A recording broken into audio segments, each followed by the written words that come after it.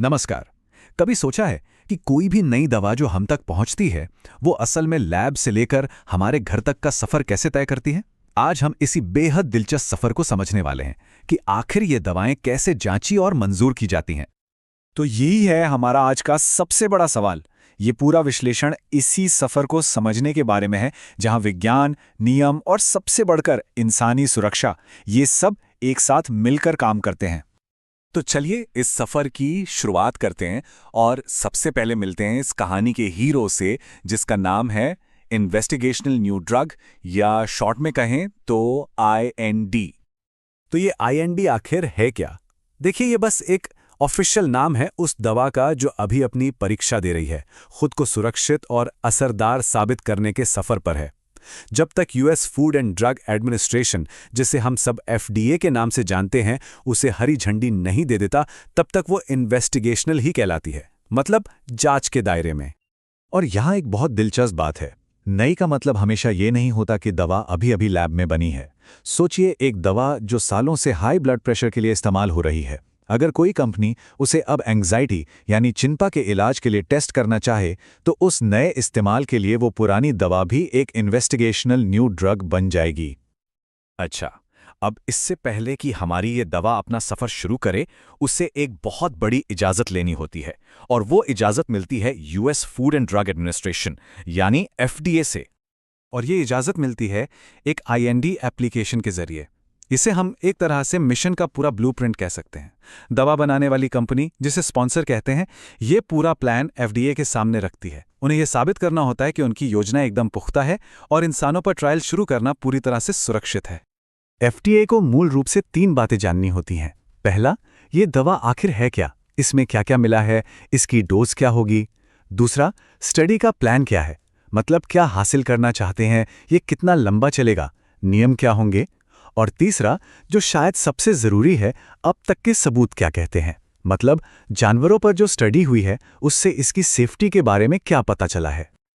अब जैसे ही ये एप्लीकेशन जमा होती है, FDA के पास ठीक 30 दिन का समय होता है। वो इस पूरे प्लान को बहुत बारीकी से देखते हैं, खास तौर पर सेफ्टी को लेकर। अगर इन 30 दिनों में FDA को कोई बड़ी चिंता नहीं दिखती, तो स्टडी को आगे बढ़ाने की इजाज़त मिल जाती है।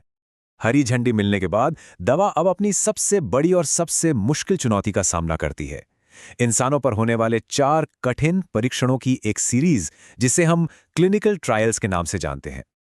इन ट्रायल्स के 4 फेज होते हैं, और हर फेज पिछले वाले से ज्यादा बड़ा और मुश्किल होता है। फेज 1 है सेफ्टी चेक, फेज 2 है पहली असली परीक्षा, फेज 3 को हम चैंपियनशिप राउंड कह सकते हैं, और फिर आता है फेज 4, जिसमें लंबी निगरानी होती है। हर फेज का एक खास मकसद है। तो सबसे पहले आता है फेज 1। ये पहली बार होता है जब दवा इंसानों को दी जाती है। यहाँ मकसद ये देखना नहीं है कि दवा काम कर रही है या नहीं, बल्कि सिर्फ और सिर्फ ये देखना है कि वो सुरक्षित है या नहीं। इसीलिए इसमें आमतौर पर 20 से 80 हेल्दी वॉलंटियर्स शामिल होते हैं। सबसे बड़ा सवाल बस एक होता है, क्या ये दवा इंसानों के लिए सेफ है? और देखिए, ये पूरी प्रक्रिया बहुत सोच समझकर बनाई गई है। हर अगला फेज पिछले फेज से मिली जानकारी पर ही आगे बढ़ता है। जैसे जैसे हम फेज 1 से 2 और 3 की तरफ जाते हैं, वॉलंटियर्स की संख्या बढ़ती जाती है और हम दवा की सेफ्टी और उसके असर के बारे में और ज्यादा सीखते जाते हैं। ये रिस्क को कम से कम रखने का एक बहुत कारगर तरीका है। लेकिन हमारा हीरो यानी दवा ये सफर अकेले तय नहीं करता। इस पूरी यात्रा को मैनेज करने के लिए 2 मुख्य गार्डियन होते हैं। ये हैं स्पॉन्सर और इन्वेस्टिगेटर। इसको ऐसे समझिए, स्पॉन्सर, जो ज़्यादातर एक दवा कंपनी होती है, वो पूरी यात्रा की योजना बनाती है, और इन्वेस्टिगेटर, जो अक्सर एक डॉक्टर या साइंटिस्ट होता है, वो ज़मीनी स्तर पर, मतलब क्लिनिकल साइट पर, उस योजना को असलियत में अंजाम देता है।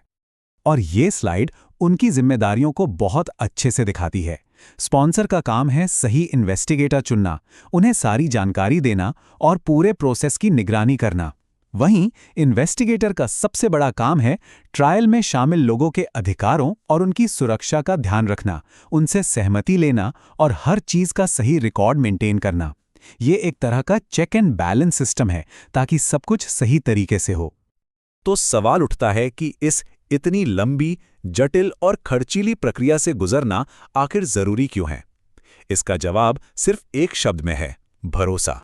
असल में ये पूरा का पूरा ढांचा सिर्फ और सिर्फ उन वॉलंटियर्स की सुरक्षा के लिए बनाया गया है जो क्लिनिकल ट्रायल्स में हिस्सा लेते हैं, और आखिरकार हम सबकी सुरक्षा के लिए जो भविष्य में उस दवा का इस्तेमाल कर सकते हैं। स्रोत सामग्री की ये लाइन इस पूरी प्रक्रिया के नैतिक आधार को बताती है। इसका सार यह है कि किसी भी रिसर्च में हिस्सा लेने वाले व्यक्ति को किसी भी तरह के बेवजह या असुरक्षित खतरे में नहीं डाला जा सकता, और उनके अधिकारों की रक्षा हर हाल में की जानी चाहिए। और ये हमें एक बहुत बड़े सवाल पे लाके छोड़ देता है। जिस रफ्तार से साइंस और टेक्नोलॉजी आगे बढ़ रही है, दवाओं को विकसित करने का ये जरूरी सफर भविष्य में कैसे बदलेगा? क्या हम आने वाले समय में सुरक्षित दवाएं और भी तेजी से पा सकेंगे? ये एक ऐसा सवाल है जो आने वाले समय में बहुत मायने रखने वाला है।